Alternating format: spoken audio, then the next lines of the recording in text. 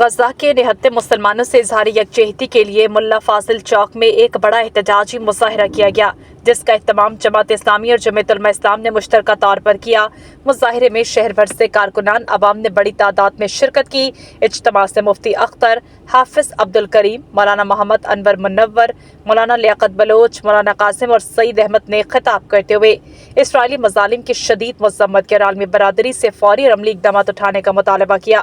مقررین نے کہا کہ فلسطین کے عوام دہائیوں سے ظلم و جبر کا شکار ہے، جبکہ عالمی ادارے محض تماشائی بنے ہوئے ہیں۔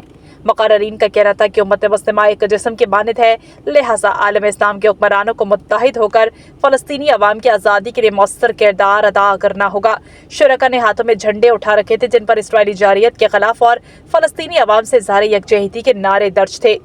مظاہرے کے اختتام پر شہدائے فلسطین کے درجات کی بلندی کے لیے اور زخمیوں کی جلد صحت یابی اور مسلم دنیا میں اتحاد و اتفاق کے لیے خصوصی دعائیں کی گئیں۔ اس موقع پر سینیٹر مشتاق احمد سمیت لوٹیلا کے وفود کے لیے بھی سلامتی کی دعائیں مانگی گئیں، جبکہ شرکاء نے فلسطینی عوام کے حق میں ان کے موقف کو خراج تحسین پیش کیا۔